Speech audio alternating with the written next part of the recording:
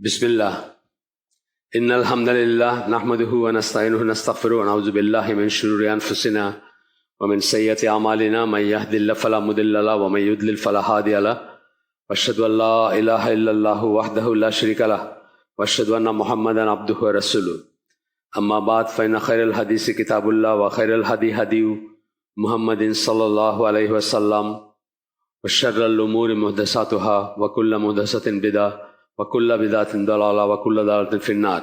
আসসালামু আলাইকুম ওয়া রাহমাতুল্লাহি ওয়া বারাকাতুহু। আমরা একটা বই ধরে পড়তেছি, আপনারা জানেন। সেই বইয়ের এখন যে চ্যাপ্টারটা আছি সেটার নাম হচ্ছে harms of sin and disobedience. গুনাহ, সিন যখন বলা হয় ইংরেজিতে যে বইগুলো ট্রান্সলেট হয়, সিন বলতে সাধারণত কবিরা গুনাহ বোঝানো হয় আর কি, সাধারণত। আর ডিসঅবিডিয়েন্স, অবাধ্যতা, আল্লাহর অবাধ্যতা, আল্লাহর প্রতি অনানুগত্য, এটার কি ক্ষতি এই সম্বন্ধে বলবেন এই চ্যাপ্টারটাতে। বইটার নাম আপনারা জানেন, আদ-দা ওয়া দাওয়া। বাংলায় বললে অসুখ এবং ঔষধ, এইভাবে বলি আমরা। আর আরবিতে আদ-দা ওয়া দাওয়া। তো হাফিজ ইবনুল কাইমের লেখা এই বইটা, এটা ধরে আমরা পড়তেছি। এই চ্যাপ্টারটার নাম বললাম, এটা গতদিন আমরা জাস্ট বলছিলাম যে এটা শুরু করবো আজকের থেকে আমরা, মানে বড় আছে এটাও, আমরা ইনশাল্লাহ এটা পড়বো। তো প্রথমে বলতেছে যে কোন কোন which evil or disease in this world and the hereafter is not caused by sin and disobedience। দুনিয়া এবং আখেরাতের যত অমঙ্গল, যত খারাপ ব্যাপার, যত পানিশমেন্ট বা যত আযাব, তার কোনটা দুষ্ট ছাড়া হয়, মানে খারাপ কাজ ছাড়া হয়। উনি বোঝাইতে চাচ্ছেন যে যত যত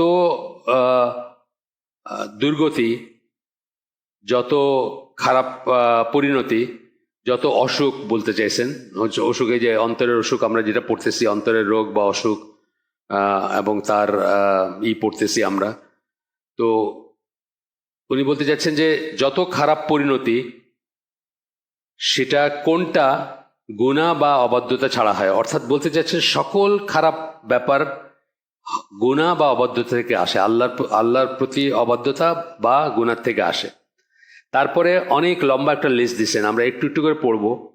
প্রথমেই বলতেছেন যে আমাদের আদি পিতা আদম আলাইহিস সালাম এবং তার হাওয়া, তার ওয়াইফ, তারা যে জান্নাত থেকে বহিষ্কৃত হইলেন, সেখানে খুব শান্তিতে ছিলেন, আনন্দে ছিলেন, কোনো গ্লানি ছিল না, কোনো দুঃখ ছিল না, কোনো কি বলবো, মানে পরিচ্ছন্ন ছিলেন, ক্লেদ ছিল না, কোনো ডার্ট ছিল না, কোনো খারাপ ব্যাপার ছিল না। সেখান থেকে যে তারা বহিষ্কৃত হইলেন, হয়ে এমন একটা জায়গায় আসলেন যেখানে প্রতিনিয়ত পরীক্ষা, প্রতিনিয়ত কষ্ট আছে, সংগ্রাম আছে। সেটার পিছনে আসলে কি? সেটার পিছনেও আসলে অবাধ্যতা। তাই এই জন্য বলতেছেন হোয়াট সেন্ট আওয়ার প্যারেন্টস, কিসে আমাদের আদি পিতা মাতাকে ওই রকম একটা সুন্দর জায়গা থেকে একটা একটা সংগ্রামের জায়গায়, একটা কষ্টের জায়গায়, মানে পৃথিবীর কথা বলতেছেন, যেখানে ক্যালামিটিস আছে, যেখানে ফিতনা আছে, সেখানে আসলেন কিসের জন্য আসলেন? প্রশ্নবোধক চিহ্ন এটা। তারপরে বলতেছেন what removed Iblis from his domain in the heavens.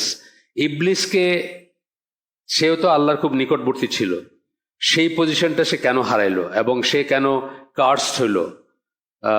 বিতাড়িত শয়তান অথবা অভিশপ্ত আমরা বলি তাকে, চির নিরাশ সে, সেই অবস্থায় কেন গেল? সে তো ভালো একটা অবস্থায় ছিল, আল্লাহর খুব ক্লোজ ছিল, আল্লাহর বাধ্য ছিল, আল্লাহর অনেক ইবাদত করছে সে, কিন্তু শেষ পর্যন্ত এই পরিণতি তার কেন হলো? ওই ঘুরে ফিরে ওই কথাতেই দুইটা জিনিস আমরা পড়তেছি, সিন অ্যান্ড ডিসঅবিডিয়েন্স। একটা হচ্ছে গুনাহ, একটা হচ্ছে অবাধ্যতা, আল্লাহকে অমান্য করা। তো এখানে ওয়াট দিয়ে কয়েকটা বলছেন, আমি জাস্ট এটা পড়ে যাই, মানে অত এক্সপ্লেন করার কিছু নাই। What stained him inside and out until his image was the ugliest and his heart was most repulsive. মানে কিসের জন্য তার শেষ আগলিয়েস্ট এন্টিটিতে পরিণত হলো, আগলিয়েস্ট সত্তায় পরিণত হলো? প্রশ্নবোধক চিহ্ন রাখছেন।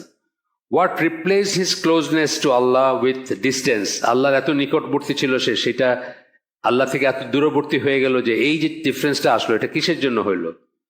আল্লাহর মার্সির বদলে সে কার্স বা অভিশাপ পেল সে, বিউটির বদলে আগলিনেস বা মানে কদাকৃতি বা তার আগলিনেস, তাকে তো আমরা খারাপভাবে দেখি। শয়তানের মানুষের অনেক সময় ইমেজ দিতে চেষ্টা করে না, খুব ভয়ঙ্কর একটা ইমেজ দেয়, শিং দিয়া ইত্যাদি। এই যে তাকে একটা আগলি দেখতে, যে কেউ দেখলে ভয় পায় বা ভয়ের ব্যাপার মনে হয়, সেটা কেন? প্যারাডাইস থেকে ব্লেজিং ফায়ার, জান্নাতে ছিল, সেখান থেকে জ্বলন্ত আগুন, এটা তার জন্য কেন নির্ধারিত হলো? What replace his faith with disbelieve, তার যে ইমান ছিল, আল্লাহর উপর ইমান ছিল। তো অনেকে বলে, মানে এটা বিশেষ করে সুফিরা বলে যে সে হইল রিয়েল সেন্সে মনোথেস্টিক, মানে একেশ্বরবাদী হইল সে, যে এমনই একেশ্বরবাদী সে যে আল্লাহ যখন তারা অর্ডার করছেন সেটাও সে মানতে চায় না, যে আল্লাহ ছাড়ার কারো কাছে সে সেজদা করবে না।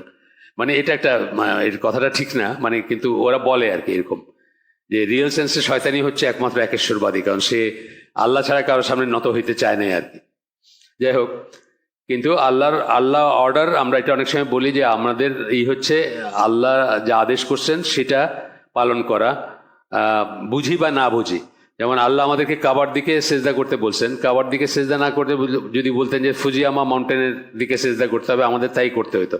এখানে কোনো ওয়াই নাই আর কি, আল্লাহর আদেশগুলোতে কোনো ওয়াই নাই। কি একটা বলতেছিলাম না, আপনাকে না কালকে বলতেছিলাম, একজন জিজ্ঞেস করতেছিল, তো আমি বলতেছিলাম এটার কোনো ওয়াই নাই, মানে এটা কেন হয় না? আমার মসজিদের পড়ে একজন তবলিগ, আস্তে আস্তে চেঞ্জ হচ্ছে, অনেক প্রশ্ন জিজ্ঞেস করে, পাগড়ি টাগড়ি পরে অনেক প্রশ্ন জিজ্ঞেস করে। ওই বেদাত দর্পণ দিছিলাম ইসের, ওই যে ফাইজির বইটা পড়ে খুব পাইছে। তো কালকে আমার বলতেছে যে আমাদের লোকাল মসজিদের ইমাম সাহেব শুধু শুক্রবারে পাগড়িটা পরে আর কি। তো বলতেছে এটা তো ওখানে লেখা আছে বেদাত, এটা বেদাত হবে না।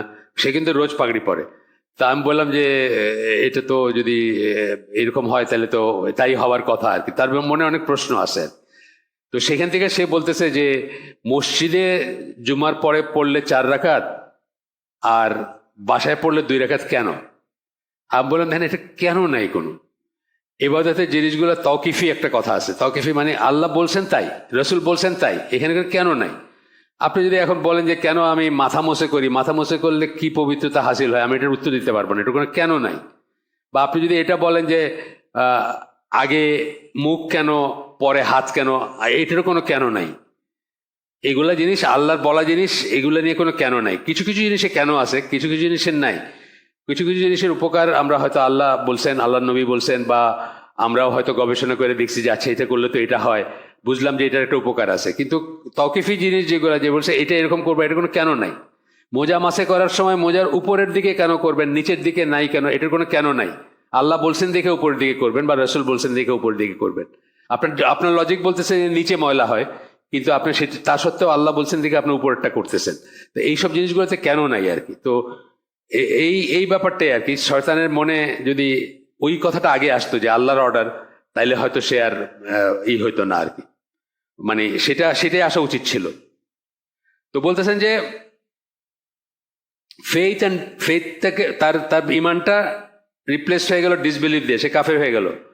লয়ালিটি ছিল, আল্লাহর প্রতি আনুগত্য ছিল, সেটা ডিফায়েন্সে পরিণত হইল। এটা ডিফায়েন্স, তো আল্লাহর অর্ডার মানলো না, ডিফায়েন্স বা দুর্বিনীত হয়ে গেল সে। What replace his chanting of Allah's glory with uttering disbelief, polytheism, lies, false testimonies and ইনডিসেন্সি।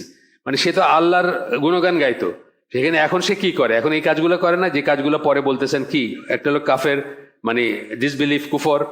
সে আপনাকে কুফরে নিতে চায়, কুফরের কথা বলবে, কুফরে ইন্ডিউস করে না মানুষকে। সে পলিথিজম, শিরকে করে, লাইজ, মিথ্যা কথা বলে, ফলস টেস্টিমনিজ, মিথ্যা সাক্ষী দেয়, মিথ্যা হোপ দেয় আপনাকে যে এই করবে ওই করবে, আপনি তার ট্র্যাপে পড়েন, তারপরে আপনার ইমান যায় বা মানুষের ইমান যায়। ইনডিসেন্সি। তারপর বলতেছেন why did he trick people into believing that disbelief, sin and transgressions are part of faith. সে মানুষকে ধোকা দিছে। এটা আমি হাইলাইট করে রাখছি লাইনটা। অনেক মানুষই মনে করে, এর আগের চ্যাপ্টার আমরা পড়ছি, যে গুনাহ যদি আপনি না করেন বা সীমালঙ্ঘন কখনো কখনো যদি না করেন, তাহলে আপনি আল্লাহরে ফেল করাই দিলেন। অনেকে কিন্তু এটা একটা যুক্তি দেয় যে এই জন্যই গুনাহ করবেন বা গুনাহ করা ঠিক আছে, মানে কখনো কখনো গুনাহ করা ঠিক আছে, হ্যাঁ, তাই নাহলে তো মানে আল্লাহ মাফ করবেন কি তাইলে আমার, এইটা তো ফ্যালাসিয়াস একটা কথা। এই যুক্তিতে গুনাহ করা তো যাবে না। অজ্ঞতাবশত করছেন, মাফ চাবেন, সেটা অন্য কথা, কিন্তু আপনি বারবার গুনাহ করতেছেন, মনে করছেন আমি যদি গুনাহ না করি তাহলে আল্লাহ মাফ করবেন কি, সুতরাং আমি গুনাহ করতে, এইটাই বলতেছে এখানে। Why did it trick people into believing, মানুষকে এটা বিশ্বাস করতে সে কিভাবে ধোকা দিল, কেন ধোকা দিল যে কুফর, কবিরা গুনাহ বা সীমা লঙ্ঘন করা এগুলা হচ্ছে ইমানের অংশ, মানে ইমানেরই একটা ফলশ্রুতিতে এটা আসে আর কি। এরপরে আরো বলছেন যে আরো আরো ওয়াট ওয়াট ওয়াট বলে বলছেন, আমি এসে পড়লাম না, শয়তান সম্বন্ধে অনেক কিছু বলছেন। এরপরে আসছেন আয়েশা বলতেছেন যে এখন অন্য কথায় আসছেন, এখন বলতেছেন যে what drowned every one on earth when the water rose over the top of the mountains. সে নূহ আলাইহিস সালামের সময়কে যে বন্যা আসছিল সেটার কথা বলতেছেন যে কিসে সকলকে ডুবায় মারছে, কিসের জন্য আর কি, কেন মারছে ডুবায়, যখন পাহাড়ের উপরে পর্যন্ত পানি উঠে গেছিল। তারপরে বলতেছেন যে এটা হচ্ছে নূহ আলাইহিস সালামের ঘটনা। তারপরটা হচ্ছে যে হুদ আলাইহিস সালামের ঘটনা, বলতেছেন যে what sent the blasting winds, সেই ভীষণ রকমের বাতাস, হ্যাঁ সেই বাতাস আদ জাতির কথা বলতেছেন, কিসের জন্য সেই বাতাস আসছিল, কেন আসছিল, হোয়াট বলতে এখানে কি কি কিসের জন্য বা কেন আসছিল, যেটা তাদের মানে তাদের সবাইকে মেরে ফেলছিল এবং সবার মৃতদেহ ইসের উপরে ছিল, আপরুটেড খেজুর গাছের মতো একটা বর্ণনা আসছে আর কি। খেজুর গাছ মাটির থেকে যখন মূল সহ উঠে যায় ঝড়ে বা otherwise. What made them destroy everything when the past over, এই বাতাসগুলো উইন্ডস বলছেন, এই বাতাস যখন এই ঝোড়ো বাতাসগুলো যখন প্রবাহিত হয় তার পথে যা পাইছে, বাড়ি ঘর, ফার্মস মানে খামার, প্ল্যান্টস, গাছগাছালি, অ্যানিমেলস, সব কিছুকে শেষ করে দিয়ে গেছে, হ্যাঁ সব করে শেষ করে দিছে। এবং এটা একটা কিয়ামত পর্যন্ত একটা শিক্ষার ব্যাপার হয়ে দাঁড়াইছে। কিন্তু এর পিছনের কারণটা কি? পিছনের কারণ ওই দুইটা জিনিস যেখানে বলছেন, গুনাহ মানে বড় গুনাহ এবং ডিসঅবিডিয়েন্স, আল্লাহর অনানুগত্য। তারপরে এখন সামুদ জাতির কথা বলতেছেন, সালেহ আলাইহিস সালামের সময়কার বলতেছেন, what sent the brutal scream, একটা বিশাল শব্দ হয়েছিল, যে শব্দ সহ্য করতে না পায় সব মারা গেছিল। তো সেই বিশাল স্ক্রিমটা সামুদ জাতি, সেটা কেন আসছিল? উইচ রিপ দেয়ার হার্টস, তারা সব মানে তাদের অন্তরগুলা মানে হার্ট, রিয়েলি ফিজিক্যাল হার্টগুলাই হয়ে গেছিল, সব ছিন্ন ভিন্ন হয়ে গেছিল।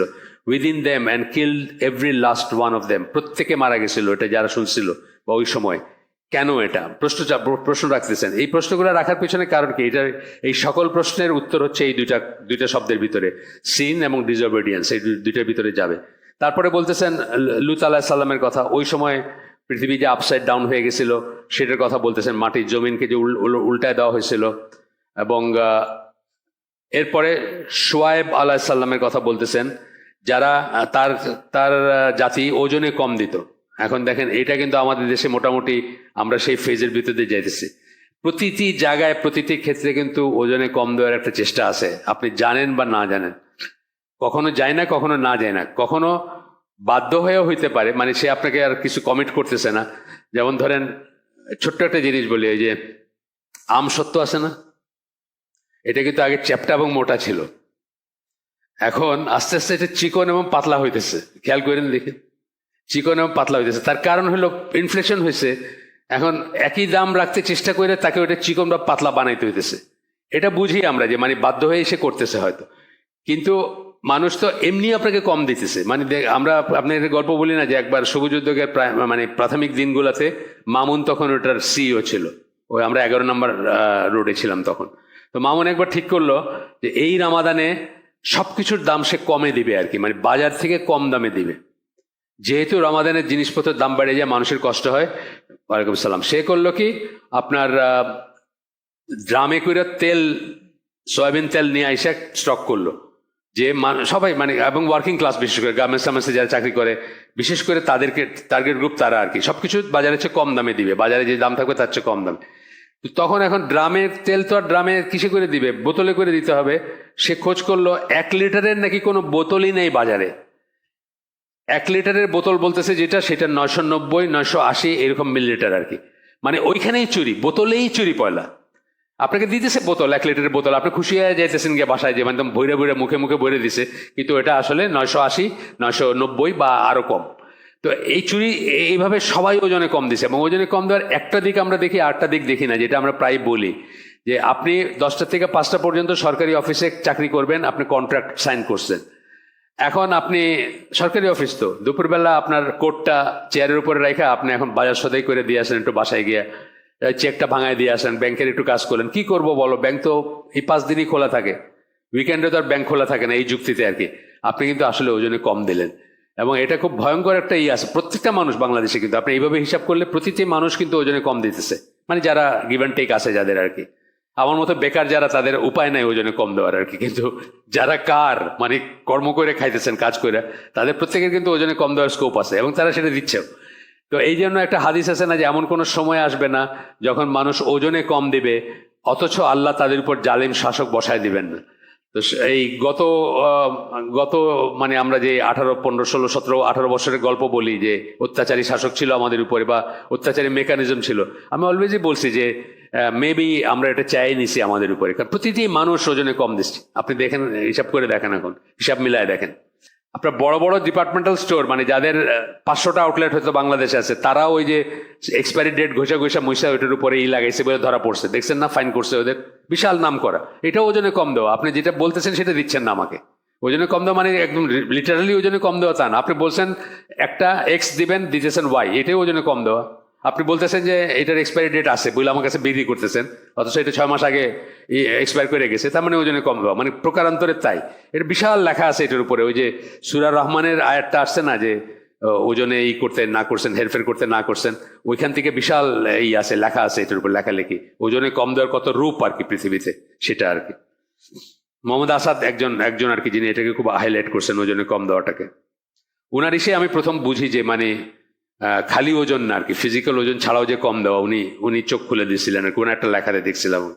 যাই হোক, এরপরে বলতেছেন যে ওই শোয়েব আলাইহিস সালামের এটা বলতেছেন যে মিদিয়ান এর মানুষজন ওজনে কম দিত তারা, সেই জন্য তাদেরকে ধ্বংস করে দেওয়া হয়েছিল।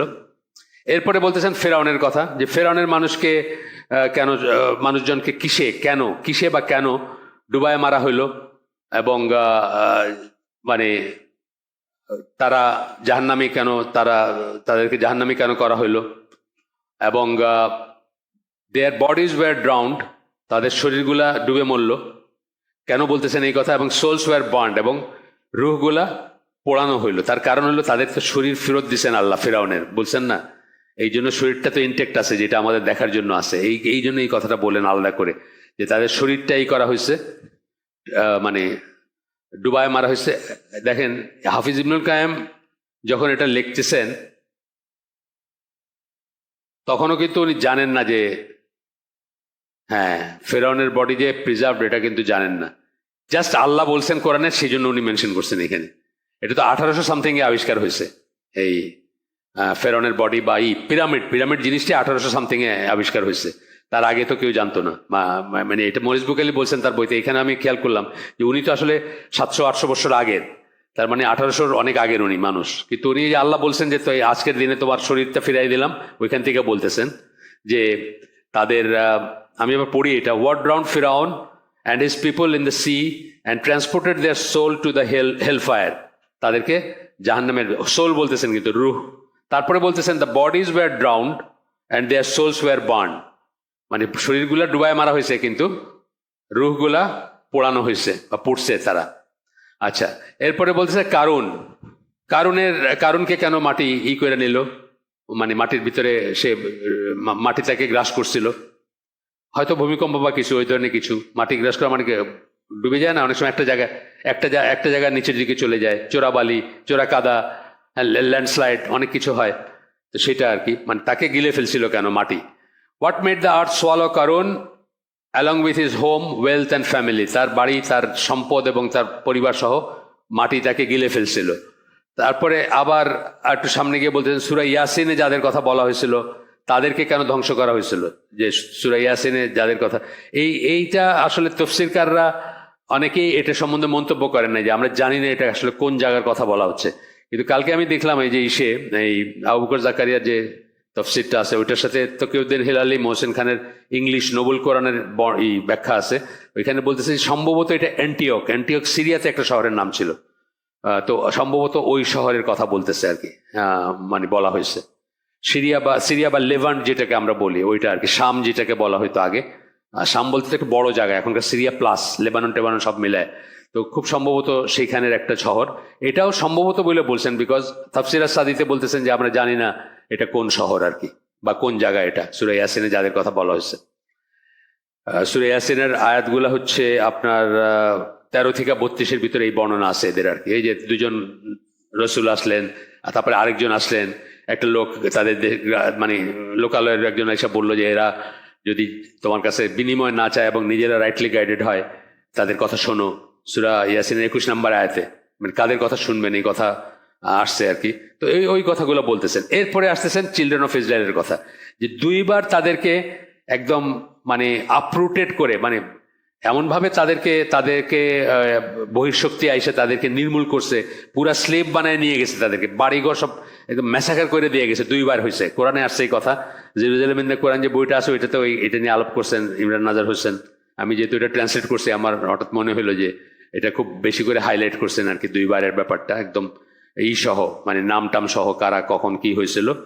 তো এটা বলতেছেন যে কেন তাদেরকে এই পরিণতি করতে হলো, কেন তাদেরকে এই পরিণতি ভোগ করতে হলো? এই জন্য যে এটার পেছনে ওই যে দুইটা জিনিস, একটা হলো গুনাহ, একটা হচ্ছে ডিসঅবিডিয়েন্স, অনানুগত্য যেটাকে আমরা বলি সেটা। তারপরে এখানে একবার তাদের সবকিছুই করা হইলো। আচ্ছা, the next time it was oppressive kings and another time they were turned into, এরপরে আরেকবার তাদেরকে কি হলো, পিগস অ্যান্ড এপস। ওই যে তারা যখন নিজেরা ওই ফন্দি করলো আল্লাহর সাথে, মাছ ধরা নিয়ে ফন্দি করলো, তাদেরকে শূকর এবং বানরের রূপ দেওয়া হইলো বা বানরে পরিবর্তিত করা হলো। এগুলা কেন? এগুলার পিছনে এই দুইটা বা একটা গুনাহ এবং অবাধ্যতা একই কথা। গুনাহ করাও তো এক ধরনের অবাধ্যতা। গুনাহ করতে গিয়ে যে শুধু মানে গুনাহ করতেছে তা না, সেটা তো আসলে আল্লাহকে অমান্যই করতেছে। সূরা আরাফের একটা আয়াত কোট করছেন এখানে, 167 নম্বর আয়াত, he would certainly send against them until the day of judgment until the day of resurrection people who would subject them to grievous torment. মানে এটা চলতে থাকবে তাদের ব্যাপারে, মানে ইহুদিদের ব্যাপারে এটা বলা হয়েছে। এবং আসলে দেখেন আপনার, আচ্ছা অনেক অনেক শক্তি, অনেক F-35 আছে, অনেক বোম্বিং করতেছে, কিন্তু ইসরায়েলের সম্বন্ধে একটু রিপোর্ট পড়ে দেখেন আপনি, বহু মানুষ কিন্তু ছেড়ে চলে যাচ্ছে যারা আসছিল। নতুন করে তারা কোথায় যাচ্ছে? সাইপ্রাসে যাচ্ছে। জানেন তো বোধহয়, সাইপ্রাসে নতুন করে এরা জায়গা জমি কিনতেছে, মানে এখানে যা করছে ওইখানে, কারণ তারা বুঝতেছে যে এখানে থাকার কোনো মানে হয় না। মানে রাত্রে ঘুমাইতে পারে না, প্রতিদিন একটা ইসের ভিতরে, থ্রেটের ভিতরে আছে, প্রতিদিন সাইরেন বাজতেছে। এখন বললেন না, এটা তো অনেক আগের থেকে হইতেছে, এটা তো শেষ নাই। আপনার অন্যের জমি দখল করে মানুষকে কইরা মানুষের উপরে, তারা তো আপনাকে ছাড়বে না। তাদের তো এটা যেভাবেই পারে, তারা যখন পারে তারা সেটা রিভেঞ্জ নেওয়ার চেষ্টা করবে। তো এটা এই জন্য তারা অনেকে ইনসিকিউর ফিল করে, যেভাবে সারা দুনিয়া থেকে আসছিল বিলিয়নাররা বা অনেকেই জায়গা জমি কিনে আসছিল সেটেল করতে, ঠিক একইভাবে এখন কিন্তু বের হয়ে যাচ্ছে। সমাজ সোদের তাদের উপর রেস্ট্রিকশন বসাই দিচ্ছে। কয়েকদিন আগে আমি দেখতেছিলাম একটা ডকুমেন্টারি, যে তাদের উপর একটা রেস্ট্রিকশন বসাই দিচ্ছে, চাইলেই সে বাইরে যেতে পারবে না। এখন তাকে মানে কোথায় যাচ্ছে, কেন যাচ্ছে, কবে আসবে, এইসব বলে যেতে হবে। তো এটাই আর কি, যে তারা একটা অভিশপ্ত জাতি, এই কথাটাই এই আয়াতে বলতেছেন, যে he would certainly send against them, মানে তাদের উপর বিপদ আপদ বা এই যে আযাব আসতে থাকবে until the day of resurrection, কিয়ামত পর্যন্ত। People who would subject them to grievous torment, তাদের উপরে আযাব আসতে থাকবে, নানা ফর্মে নানা সময় আসতে থাকবে। হিটলারেরটা একটা ছিল, বারবারই আসবে আর কি, বারবারই আসতে থাকবে।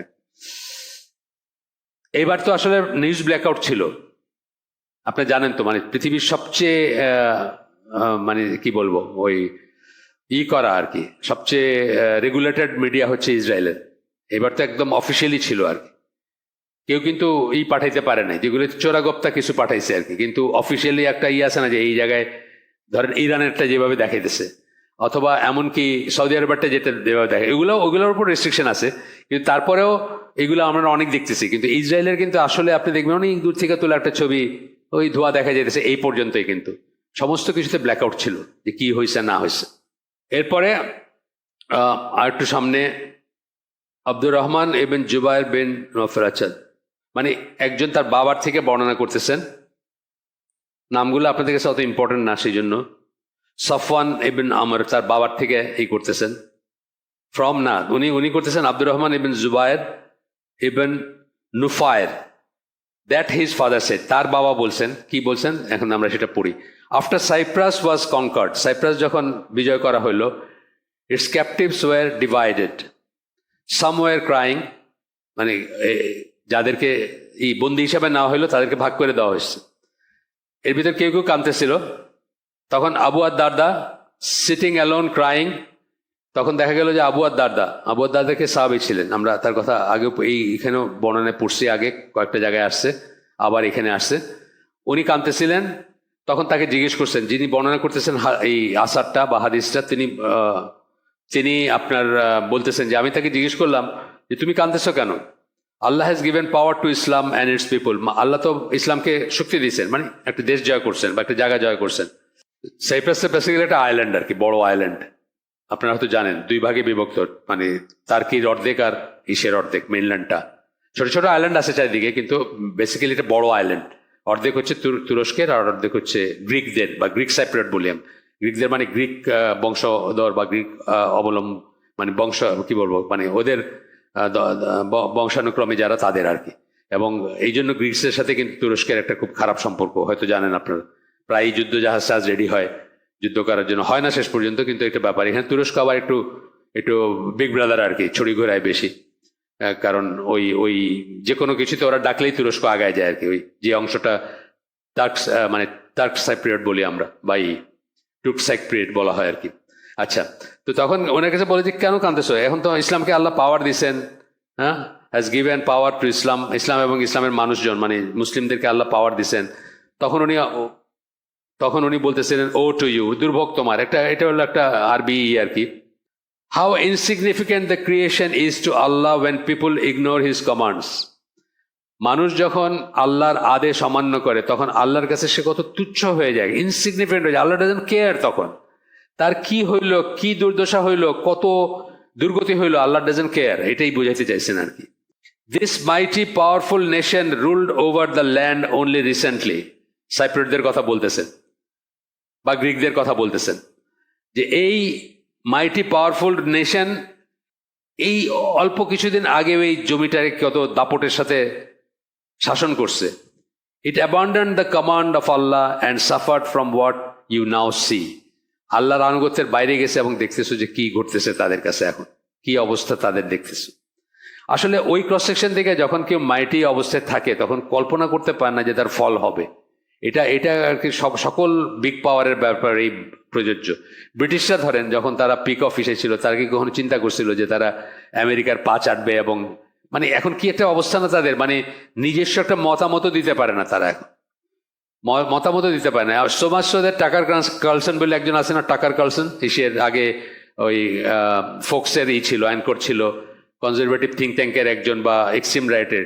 সে ওই দিন আপনার বিবিসির সাথে ওপেন সারা দুনিয়া শুনতেছে, ওই আলোচনায় বলছে যে ইউকের কোনো সভরেনিটি নাই, কারণ ইউকে আমেরিকার বাইরে গিয়ে কোনো কথা বলতে পারে না, ভয় পায়, নিজের কোনো মতামত দিতে পারে। একদম অন রেকর্ড বলছে যে সভরেন দেশ না এটা, মানে এটা সার্বভৌম দেশ না, কিসের সার্বভৌমত্ব, তোমরা নিজের কোনো কথা বলতে পারো না, ভয় পাও।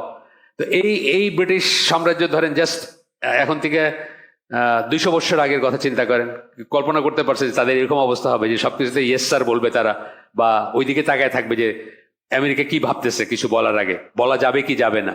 ওইখানে তো জানেন মানে ইহুদিদের, ওই টাকার কার্লসন যে কথাটা তুলছে যে ইহুদির এগেনস্টে কথা বললে ওইখানে অ্যারেস্ট হয়ে যায়, অথচ প্যালেস্টাইনের এগেনস্টে বলেন, মুসলিমদের এগেনস্টে বলেন, সারা দুনিয়া সবার এগেনস্টে, ইভেন খ্রিস্টানদের এগেনস্টে বলেন, কোনো সমস্যা নাই, কিন্তু ইহুদির এগেনস্টে বললে আপনি অ্যারেস্ট হয়ে যাবেন। আর ওই একটা লোকরে করে ফেলছে না, ওই যে ডেথ টু দ্য আইডিএফ বলছিল, ওর নাম কি বব ভিলান, তো ওই লোকটা কে তো ব্যান করে ফেলছে, সিঙ্গার বা কিছু, ওরা একটা প্রোটেস্টই করছিল, জাস্ট ওই কথাটা বলছে, মানে এটা নাকি অ্যান্টিসেমিটিক।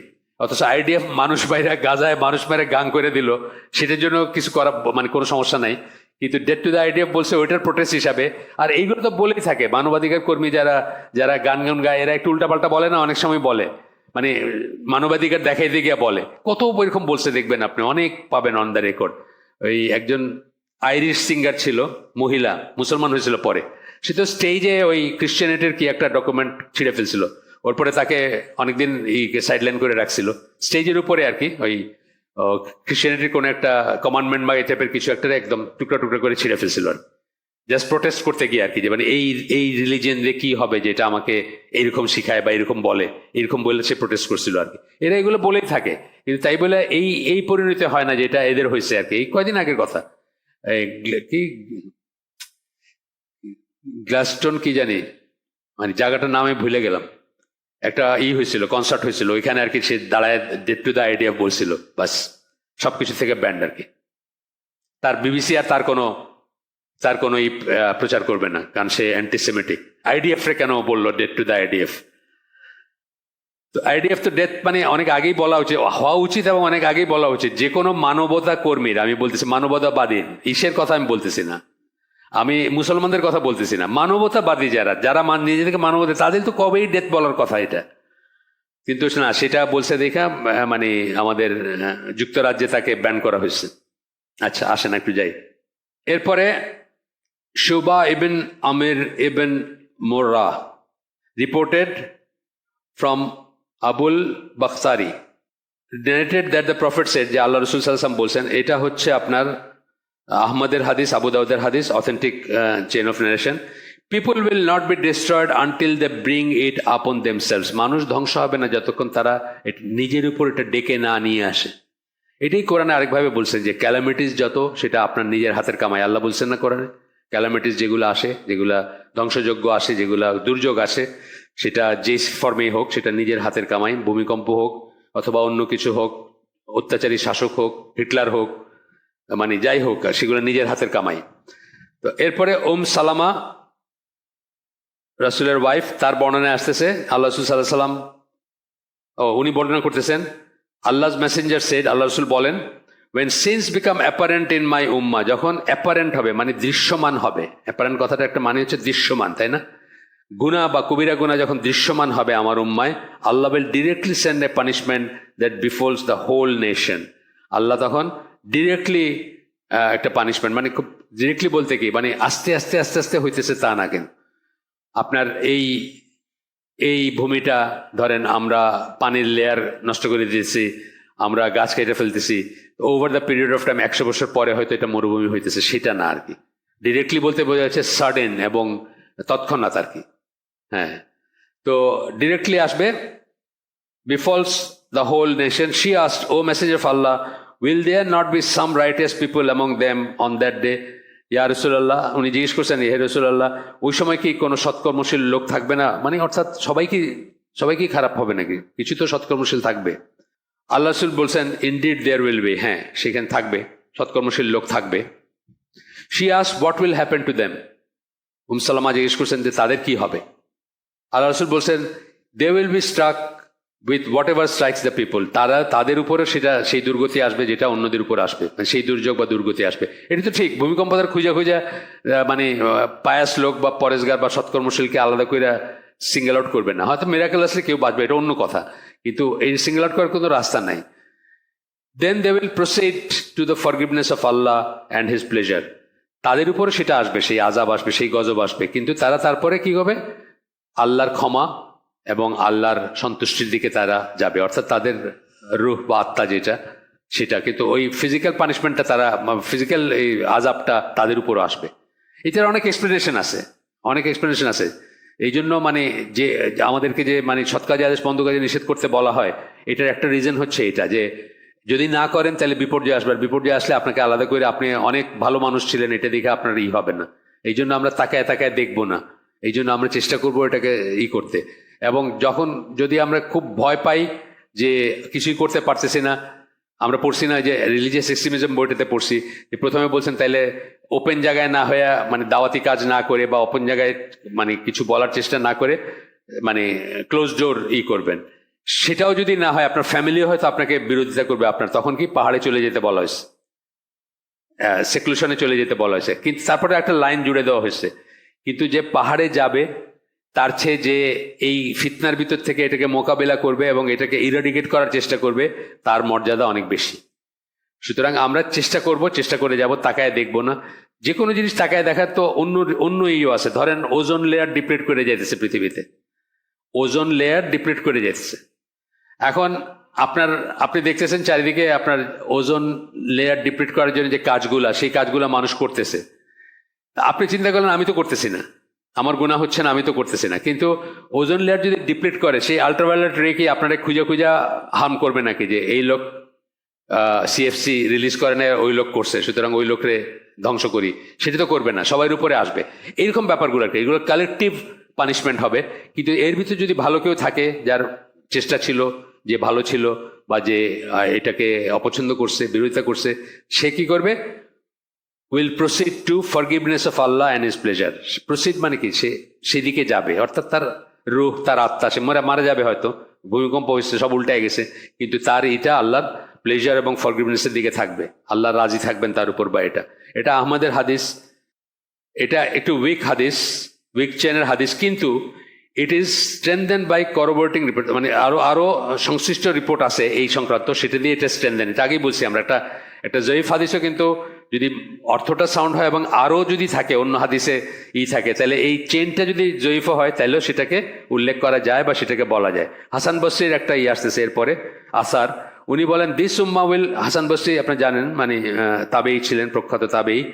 দিস উম্মা will continue to be protected by Allah, এই উম্মা আল্লাহর দ্বারা নিরাপত্তা লাভ করতে থাকবে, and remain in his care, আল্লাহর তত্ত্বাবধানে থাকবে, আল্লাহর ছায়াতলে থাকবে, আল্লাহর রহমত বা করুণার ছায়াতলে থাকবে, as long as it's scholars do not side with leaders.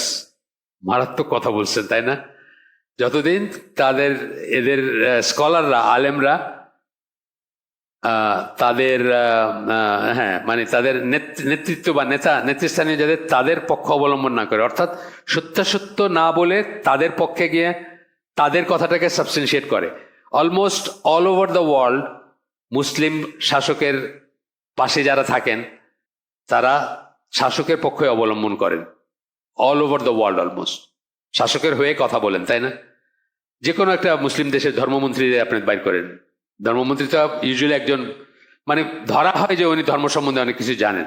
এর আগের ধর্মমন্ত্রী আমাদের ছিলেন না, আলেম ছিলেন তো না এর আগের জন?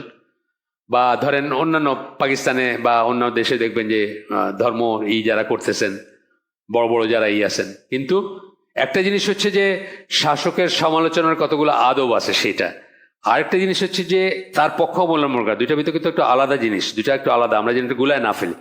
শাসকের শাসককে আপনি বেইজ্জত করবেন না, আপনি পাবলিকলি তাকে গালি দিবেন না, এগুলো কিন্তু শাসকের সাথে কিভাবে ডিল করবেন তার আদব, এটা একটা ব্যাপার। আর আরেকটা ব্যাপার হলো যে না, মোহাম্মদ সালমান আপনার কনসার্ট চালু করছে, এটা ঠিকই আছে, মানে এর কোনো সমস্যা নাই, এটা হলো শাসকের পক্ষ অবলম্বন করার। আপনারা জানেন অনেক আগের যিনি মারা গেলেন গ্রেন মুফতি আব্দুল আজিজ আলিয়া শায়েখ, এই যে কয়দিন আগে মারা গেলেন, প্রথম যখন প্রস্তাব উঠছে সিনেমা হল খোলা হবে, তখনই উনি বলছেন যে সিনেমা হল মানে এইসব জিনিস দেশকে, জাতিকে, ধর্মকে, দিনকে ধ্বংসের পথে নিয়ে যাবে। আমার কাছে আমি খুঁজলে এখনো পাবো, এক্সের হ্যান্ডেলে উনি বলছেন প্রথম যখন খালি করছে, যে 15 দিকে আর কি, 2015-15 দিকে, মানে পায়তারা শুরু হয়েছে যখন, যে এটা খোলা হবে বা করা হবে তখন। কিন্তু এটা ঠিক, তারা হয়তো যে জিনিসটা করে কোনো লাভ করতে পারবেন না, সেই জায়গায় হয়তো তারা অন্য নীতি অবলম্বন করেন, এটা একটা ব্যাপার। আর আরেকটা ব্যাপার হচ্ছে তাকে সাইড করা, তাকে বৈধতা দেওয়া, সে যেটা করতেছে সেটাকে কোনোভাবে ঘুরায় পেঁচায় সেটাকে জায়েজ বানানো আর কি। যেমন এই 2-3 বছর আগে বা 4-5 বছর আগে একটা হজের খুতবা দিলেন একজন, উনি কিন্তু ইন্টারফেথ ডায়ালগের পক্ষের আলেম, বুঝছেন? এইটা বলতেছে একটা এক্সাম্পল, যেমন উনি ইন্টারফেথ ডায়ালগ, আব্রাহামিক অ্যাকর্ড কথাগুলো শুনতেছেন না, এই পক্ষের মানুষ আর কি, যে ইন্টারফেথ ডায়ালগ হবে, আমরা তো একই ইব্রাহিম আলাইহিস সালামের বংশধর, এই পক্ষের মানুষ দিচ্ছেন, কিন্তু হজের খুতবা দিচ্ছেন। এখন এই ব্যাপারগুলো আসবে আর কি, যা আমরা পড়তেছি, যেটা হাসান বসরি যেটা বলছেন সেখানে আসবে আর কি। It's pious do not comment it's wicked, যতক্ষণ পর্যন্ত পরেজগার যারা, তারা খারাপ যারা, তাদেরকে বারণ করার থেকে বিরত থাকবে, মানে আর বারণ করে না, এই পর্যায়ে যতক্ষণ না যাবে আর কি, ততক্ষণ পর্যন্ত তারা আল্লাহর দ্বারা প্রোটেক্টেড থাকবে এবং আল্লাহর কেয়ারে থাকবে। এখন যারা সৎকর্মশীল, তারা গুনাহগার যারা, তাদেরকে কিছু বলে না, তাকেও দেখে না, ফিল করে না বলার জন্য। And it's evil Dooars do not humiliate it's right virtuous, যতক্ষণ পর্যন্ত না গুনাহগার যারা, তারা ভার্চুয়াস যারা, তাদেরকে হিউমিলিয়েট করা, তাদেরকে বেইজ্জত করবে। এখন তো আমাদের দেশে ওই অবস্থা চলতেছে না? যারা গুনাহগার তারা তো, যারা পায়াস তাদেরকে বেইজ্জত করে না, তাদের দুইটা কথা শোনাই দিবে আপনারে, যে এর লিগে তো আপনাদের কিছু হয় না, সারাক্ষণ খালি এই বলে তো এগুলো আপনাদের জন্য কোনো ব্যবসা হয় না আপনাদের। তা আমাকে তো কবেই বলছে সেই, এই জন্য মুসলমানদের ব্যবসা হয় না। ওই আমি সবুযুদ্ধ হওয়ার আগে আর কি এই আইডিয়াগুলো দিতেছিলাম। দুজন রিটায়ার্ড আর্মি অফিসার, ওনারা নতুন করে ব্যবসা খুলবেন, বড় ব্যবসা। আর ওনারা বলতেছেন যে রাওয়া ক্লাবের যে আছে বিল্ডিংটা হয়েছে না পরে, এটার একটা পুরা ফ্লোর নিয়ে নেবেন আর ওইখানে করতে থাকবেন, ওই যে ভাড়া দিতে থাকবেন। তা আমি বলি ভাড়া যে দিবেন আপনি কি বাছাই করতে পারবেন যে কি হবে ওইখানে আর কি হবে না? 99% কেসে তো এটা খারাপ জিনিসই হবে। ওইখানে বেপর্দা পার্টি হোক, মদের পার্টি হোক, নাচ হোক, গান হোক, এইগুলি তো ভাড়া তো এগুলোর জন্যই হয়। তো আমি বললাম যে এর চেয়ে তো এটা এই যে হালালান তাইবান, এটার একটা ব্যবস্থা করতে পারেন, আল্লাহ যখন আপনাদেরকে ক্যাপিটাল দিয়েছেন। তো ডিসকাশন প্রায় শেষের দিকে, তখন বেগ সাহেবের বাসায় হইতেছিল ডিসকাশন আর কি। উনি আমাকে ডাকছিলেন ওনাদেরকে আইডিয়া দেওয়ার জন্য। শেষের দিকে ওনারা বললেন যে এই জন্যই তো মুসলমানদের কোনো হয় না আর কি, মুসলমানদের কোনো উন্নতি হয় না আর কি। তো এইটা বলতেছেন যে আমি আমি বলতেছি না যে আমি রাইটলি গাইডেড, এটা বলতেছি না, বা ভার্চুয়াস বলতেছি না, কিন্তু ব্যাপারটা এরকমই, আপনাকে শোনাই দিবে মুখের উপর যে এই জন্য তো আপনাদের কিছু হয় না, আপনারা এত হিসাব করেন সবকিছুতে খালি হালাল হারাম দেখেন, এই জন্য আপনাদের কিছু হয় না। If they do that, Allah will remove His protective hand from them. এইগুলা যখন ঘটবে, যা পড়লাম, তখন আল্লাহ তার যে সেফটি সিকিউরিটির যে হাতটা আল্লাহ, সেটা আল্লাহ রিমুভ করবেন, সেটা সরায় নেবেন তাদের উপর থেকে। অ্যান্ড সেন্ড আপন দেম টাইরেন্টস, তখন তাদের উপরে জালিম পাঠায় দিবেন। আমরা অলরেডি জালিম এক্সপিরিয়েন্স করছি, ভবিষ্যতে কি আছে জানি না। এর চেয়ে ভালো কিছু হওয়ার তো কারণ নেই, কারণ আমরা জানি কি যে ডাউনস্লাইডে চলতেছি আমরা এখন। আজকের চেয়ে কালকের ফিতনা বেশি হবে, কালকের চেয়ে পরশুর ফিতনা বেশি হবে। সুতরাং আমরা শুধু ইমানের উপরে মরার জন্য দোয়া করতে পারি, কিন্তু এর চেয়ে খুব ভালো কিছু রাতারাতি একদম এটা মানে খোলাফায় রাশিদিনের যুগে চলে যাবে, এটা ভাবার কোনো কারণ নেই আর কি। Who will inflict the worst punishment আপন দেম, যারা তাদের উপরে মানে সবচেয়ে খারাপ, সবচেয়ে সিভিয়ার, সবচেয়ে কঠিন শাস্তি তাদের উপরে নিয়ে আসবে। যেসব শাস্তি বলতে যে ফর্মে আসে আর কি, আপনার গুম হোক, খুন হোক, গর্তে বাড়িতে পারেন নাই, বাইরে গেছেন ফিরে আসেন নাই, পথে হাইজেক করে সব নিয়ে গেছে, সবই আসবে এটার ভিতরে। Then Allah will plague them with poverty and need, এবং তাদেরকে তখন দারিদ্র এবং ক্ষুধা বা ইত্যাদি দ্বারা আল্লাহ তাদেরকে ছায়া দিবেন। প্লেগ বলার ভিতর মানে মহামারী রূপে যেটা আছে, মানে ছড়ায় পড়ে যেটা। তো আমাদের দেখতেছি না আমরা, আমাদের মুসলিম উম্মার এমন অংশ আছে না যারা মানে এক গ্লাস পানি, পিওর পানি পর্যন্ত নাই যাদের, যে এইগুলা করে না গাজা সম্বন্ধে, যে এইগুলা দেখায়, অ্যাপিলগুলা করে, এগুলো দেখেন আপনি, মানে আমাদেরকে আল্লাহ কত ভালো রাখছেন। ইভেন আজকের দিনেও ধরেন আমরা অনেক ইউএর সিটিজেন চেয়ে, অনেক আপনার কাতারের সিটিজেনের চেয়ে, অনেক কুয়েতের সিটিজেনের চেয়ে ভালো আছি আমরা। আমাদের প্রতিনিয়ত মনে হইতেছে না যে এক্ষুনি বোধহয় আমাদের উপরে এসে একটা মিসাইল পড়বে বা এক্ষুনি আগুন ধরে যাবে এখানে। তাদের আল্লাহ ঐশ্বর্য দিয়েছেন অনেক, কিন্তু তার কিসের ভিতর দিয়ে যাচ্ছে না এখন। তো এটা কি ফর্মে আসতেছে সেটা অন্য জিনিস, কিন্তু এটা তো একটা ক্যালামিটি। তো আমরা যে আমানার ভিতর আছি, আমরা একটা নিরাপত্তার ভিতর আছি না রিলেটিভলি, এখনো পর্যন্ত একটা নিরাপত্তার ভিতর আছি। ফুয়েলের লাইনও এখন কমে গেছে, লাইন অনেক বড় ছিল, এখন কমে গেছে, এখন 2-3টা গাড়িতে চলে আসছে, অলমোস্ট নাই। তো আমরা অনেক ভালো আছি আর কি এখন। আচ্ছা, এরপরে এটা শেষ, এটা ওনার একটা বই থেকে করা, ওনার একটা হাসান উইথ মুরসাল চেন না, ওনার থেকে বর্ণনা করা, ওনার জিনিসপত্র বর্ণনা করছে, এরকম একটা জায়গার থেকে আসছে, একটা আল হাফিজ আল ইরাকি। আচ্ছা, কে রেকর্ড করছে ওই চেনগুলা দিচ্ছেন আর কি, যাই হোক, এটা আপনাদের জন্য অত না। সাওবান narrated that Allah's messenger said, সাওবান বলেন, আল্লাহ রসুল বলেন, এটা হচ্ছে আপনার আহমদ ইবন মাজা, আল হাকিম ইত্যাদি এইখান থেকে বর্ণনা, এই হাদিস। A person is certainly deprived of sustenance because of a sin he has committed. Reject থেকে একজন মানুষ বঞ্চিত হবে তার গুনার জন্য। এটা তো আমরা এমনি জানি যে গুনাহ, শুধু রিজেক্ট তো একটা বড় ব্যাপার। রিজেক্ট মানে খালি খাবার না, রিজেক্ট মানে আপনার সম্মান, রিজেক্ট মানে আপনার হায়াত, রিজেক্ট মানে আপনার খাওয়া, অনেক কিছু মিলায় রিজেক্ট। তো সেটাতে বঞ্চিত হবে কেন?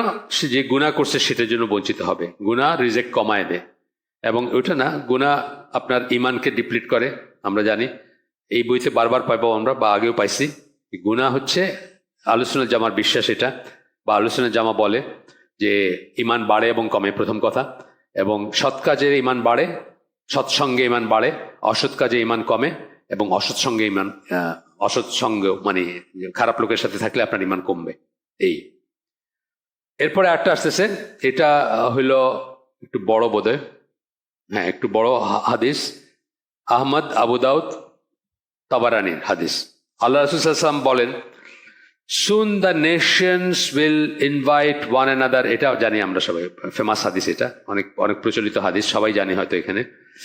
soon the nations will invite one another against you from every horizon, জাতিসমূহ তোমাদের এগেনস্টে মানুষজনকে দাওয়াত দিবে।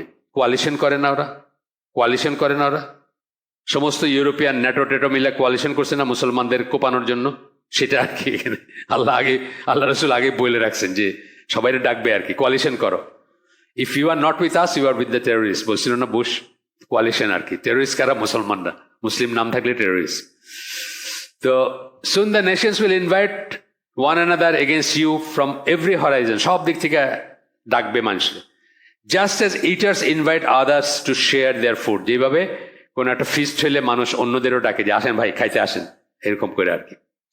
উই আস্কড, সাহাবীরা জিজ্ঞেস করছেন, O messenger of Allah, is it because we will be few on that day? Allah, হে আল্লাহ রাসূল, আমরা কি সেদিন সংখ্যায় কম হব সেই জন্য নাকি সবাই দাওয়াত দিবে আমাদেরকে সাইজ করার জন্য, কোপানোর জন্য?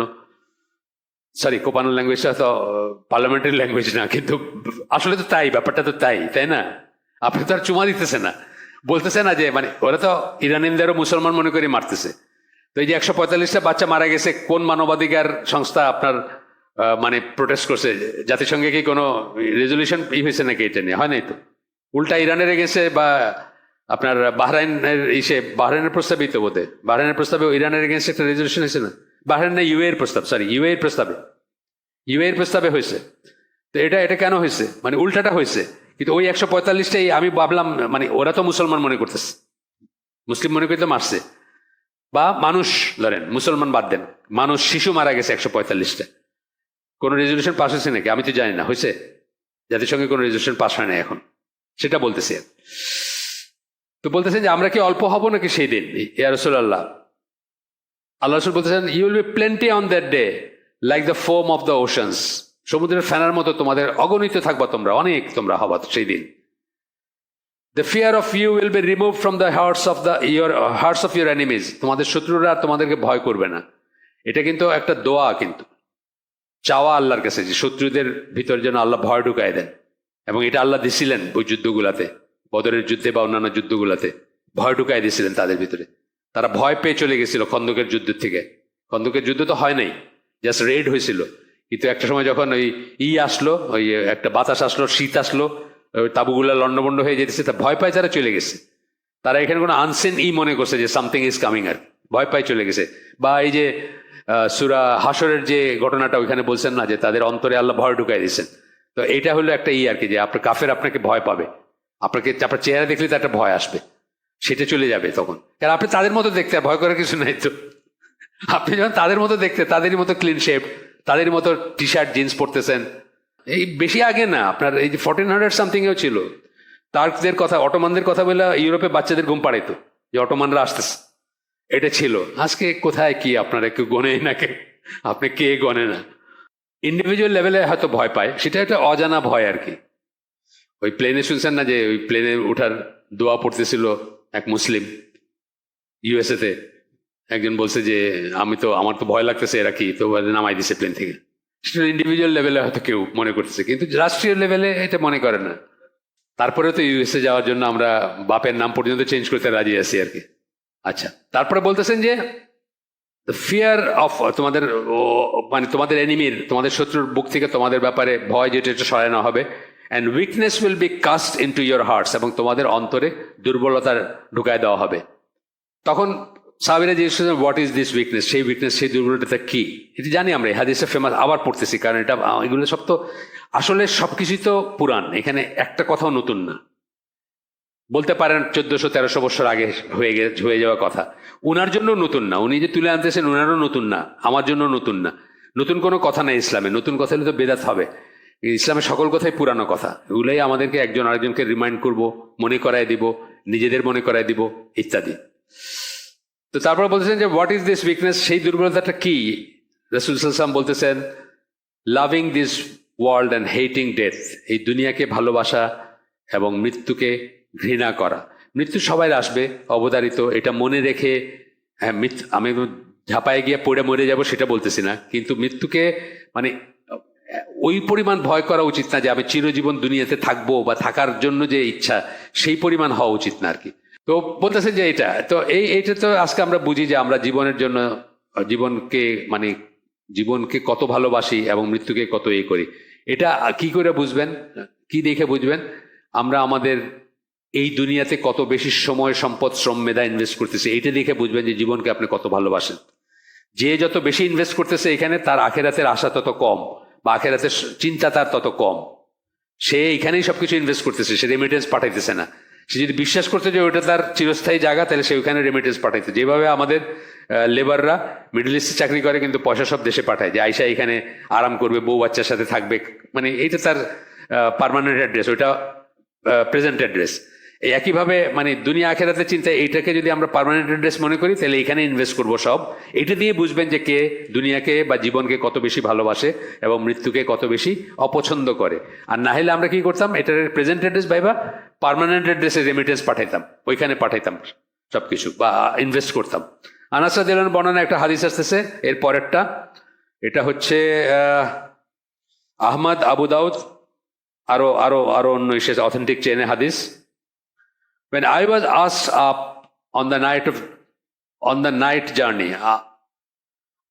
when I was taken up, মাফ করেন ভুল পড়ছি আমি, আমাকে যখন উপরে নেওয়া হয়েছিল ইসরা মেরাজের রাতে, I passed by people with nails of brass.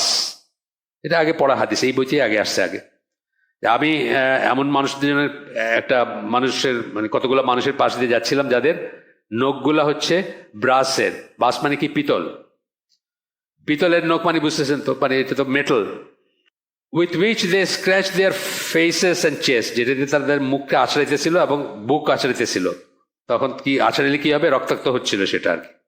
আচ্ছা, আই আস্কড, জিবরাইল আলাইহিস সালামকে জিজ্ঞেস করছেন রাসূল সাল্লাল্লাহু আলাইহি ওয়াসাল্লাম, হু আর দিস পিপল, এরা কারা, এই মানুষগুলো কারা? হি রিপ্লাইড, আল্লাহ রাসূল সাল্লাল্লাহু আলাইহি ওয়াসাল্লামকে জিবরাইল আলাইহিস সালাম বললেন, they use to eat the flesh of people and slander their honour. এরা মানুষের মাংস খাইতো, ব্র্যাকেটে মানে ইনভার্টেড কমার ভিতরে এটা, এবং মানুষকে তো দিত, মানে অপবাদ দিত। গীবত এবং অপবাদ দিতে একটু তফাৎ আছে। গীবত কিন্তু সত্যি কথাই, আর অপবাদ হচ্ছে মিথ্যা কথা। তো এটা বলতেছেন। তাহলে এই চ্যাপ্টারটাতে আমরা কি পড়তেছি? Harms of sin and disobedience, গুনাহ এবং অবাধ্যতার ক্ষতিগুলা কি। এই লোকগুলা যে এইরকম দেখলেন আল্লাহ রাসূল সাল্লাল্লাহু আলাইহি ওয়াসাল্লাম, এটা তার জন্য একটা ক্ষতি না? ক্ষতির ব্যাপার না? এই ক্ষতির কারণটা কি? পিছনে হচ্ছে একটা গুনাহ বা একটা অবাধ্যতা বা একটা আল্লাহর অনানুগত্য, যেটাকে আমরা বলি। এরপরে আবু হুরায়রা রাদিয়াল্লাহু আনহু বর্ণনায় আসতেছে নেক্সট হাদিস, যেটা তিরমিজিটা উইক চেইন, কিন্তু বাকিরা রেকর্ড করছেন বাগাবি, ইবন আল মুবারক, ইবন আব্দুল বার। তো এইখানে এই হাদিসে কি বলতেছেন? At the end of time, পৃথিবী, এটি শেষ, আমাদের আজকে শেষ হাদিস হবে এটা ইনশাল্লাহ। At the end of time people who manipulate religion for worldly gains will emerge. End of time মানে কিয়ামতের দিকে, সময়ের শেষের দিকে, শেষ যুগে কি হবে? People who manipulate religion for worldly gains will emerge. পৃথিবীর গেইন করার জন্য যারা দিনকে টুইস্ট করেন, আছে না? মানে আমি আপনার কাছে গেলাম শুনতে, আমার একটা সমস্যা আছে, আপনি আমার একটা ফতোয়া দিলেন যেটাতে আমি খুশি হব, আমি খুশি হয়ে আপনাকে একটা এনভেলপ ধরাই দিব। আর আপনি যে সত্যি কথাটা বলতেন, আমি তো কোনোদিন আপনার কাছে যাইতাম না। আমি বিলিয়নের একজন, আমার গাড়ি দেখে আপনি বুঝছেন যে অনেক বড় সড়ো কেউ আসছে। আমি কে জিজ্ঞেস করলাম, হুজুর বলেন তো এটা কি করা যায় যাবে? তো আপনার বলেন এমনিতে ঠিক না এটা করা, তবে বললে আপনি এই কন্ডিশনে, আচ্ছা এরকম করে বললেন আর কি। হ্যাঁ, এরকম আছে না? শুনেন না এরকম কথা? এরকম কথা শোনা যায়। তো এইরকম কথা বলবে আর কি। আচ্ছা, তারপর বলতেছেন কি, dressed in sheep's clothing to pursuit the people. এই কথাটা মানে আছে, ড্রেসড ইন শিপস ক্লোদিং মানে কি? ভেড়ার কাপড় পরা বা ভেড়ার বেশ ধরা, আসলে সে উলফ। এটা শুনে নেই, নেকড়ে, ভেড়ার বেশধারী নেকড়ে, শুনেন নেই? এই কথাটা বলতেছেন আর কি, এটা এক্সপ্লেন করেন না এখানে। Dressed in sheep's clothing to pursuit people, মানুষকে মানে পারসুয়েট করার জন্য, কনভিন্স করার জন্য, তাদেরকে করার জন্য, তাদেরকে দলে ভিড়ানোর জন্য। কিন্তু সে আসলে উলফ, কিন্তু তার ইটা হচ্ছে ভেড়ার পড়ে আছে, আবরণ পড়ে আছে। দেয়ার টাংস আর সুইটার দেন সুগার, চিনির চেয়েও মিষ্টি তাদের কথা। Yet their hearts are the hearts of wolves, এই যে বলে ফেললেন নেকড়ে। তাদের মুখটা খুবই, কিন্তু তাদের অন্তরটা হচ্ছে নেকড়ের অন্তর, অর্থাৎ তারা স্বীকার করতে চাইতেছে আপনাকে, এই জন্য মিষ্টি করে কথা বলতেছে। Allah the mighty and majestic will ask, Allah জিজ্ঞেস করবেন, are they deceived about me, have they dare to challenge me, তারা কি আমার সম্বন্ধে ধোকা খাইছে, নাকি তারা আমাকে চ্যালেঞ্জ করে, তারা আমাকে চ্যালেঞ্জ করতেছে। I myself have shown that I will send upon them a tribulation that stuns even the most prepared of them. আমি নিজের উপর শপথ করছি, বা নিজে শপথ করছি যে এমত অবস্থায়, এইরকম সময়ে আমি তাদের উপরে এমন এমন শাস্তি বা এমন আযাব নাজিল করব যে তাদের ভিতর সবচেয়ে প্রিপেয়ার্ড যে সেও হতবাক হয়ে যাবে। প্রিপেয়ার্ড মানে কি? যে মৃত্যুর জন্য প্রিপেয়ার্ড, যে আখিরাতের জন্য প্রিপেয়ার্ড, যে ভালো, যে জানে যে এরকম আযাব আসতে পারে। গুনাহগার সোসাইটিতে যখন ভালো মানুষরা থাকে, তারা বোঝে না যে সামথিং মাইট বি কামিং। ইমাম বুখারী যেমন তার নিজের মৃত্যুর দোয়া করছিলেন, যেটা কিন্তু নর্মালি জায়েজ না জিনিসটা, কিন্তু উনি কেন করছিলেন? ওই সোসাইটির মুসলিমদের কায় কারবার দেখে উনি বুঝতেছিলেন যে বড় কোনো আযাব on the way, in the making আর কি। এবং সেটাই পরবর্তীতে, উজবেকিস্তান তো বাড়ি ছিল না, আপনি জানেন যে মঙ্গলরা এসে একেবারে সাফ করে দিছে, কুচু কেটে দিছে আর কি। তো সেটা আর কি, যে বলতে সবচেয়ে প্রিপেয়ার্ড যে সেও অবাক হয়ে যাবে, যেসব পায়াস পিপল যারা প্রিপেয়ার তারাও অবাক হয়ে যাবে, এইভাবে আমি আযাব নাজিল করবো তাদের উপরে। আমরা আজকের জন্য এখানে শেষ করে দিব। সুবহানাকা আল্লাহুম্মা বিহামদিকা আশহাদু আল্লা ইলাহা ইল্লা আনতা আস্তাগফিরুকা ওয়া আতুবু ইলাইক।